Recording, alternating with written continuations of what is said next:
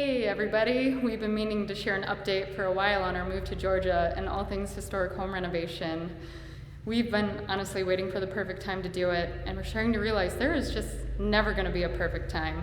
Not only that, we're always messy and sweaty and gross because that's what renovations are. They're just really messy. So if you were coming here looking for polished people and a polished blog, this is not it. But if you were looking for some updates on what real renovations look like, you're in the right place. So we've been honestly going through a really big transition in our family. We sold our house in Denver back in March, and then we moved down here in early April, actually on Easter weekend. It was really just wonderful. And I guess I shouldn't say a move is wonderful. It was hard, but we were really happy to get down here. And in the process, we were able to line up a rental to live in. And you may be wondering why we needed a rental. Well, I'll get to that in a minute. But we did find a place, fortunately, that allowed us to bring our dog because he is a part of our family and not getting left behind, and big enough to house our family of 6, which is no easy feat in this area. So we're really grateful for that. We're also dealing with trying to figure out this renovation and all those pieces. We are starting our 8th year of homeschooling in our 4th homeschooling room. For any of you homeschoolers out there, you know how much work that is when you have a lot of homeschooling stuff to keep changing your rooms around. And we'll be so happy to be in one place at one point. But for now, we have a great setup at our rental for schooling again. And then also we're in a big transition with work right now.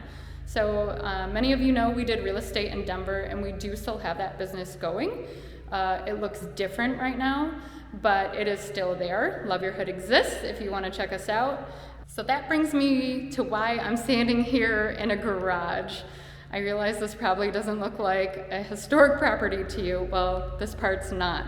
The garage I'm standing in is part of the carriage house that was built in 2014 by the previous owner. The main house was built in 1887, and that is historic.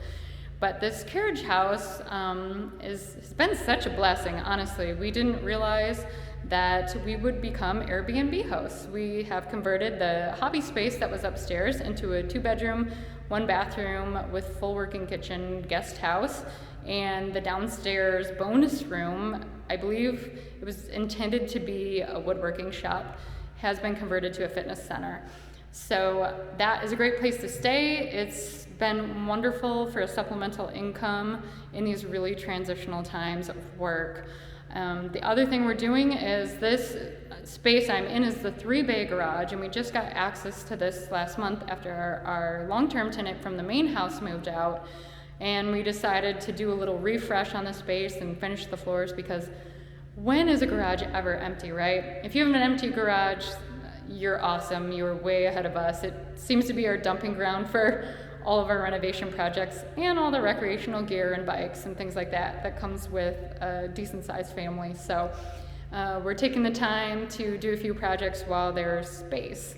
You might be wondering what's going on in the main house. We are actually still working on plans for that.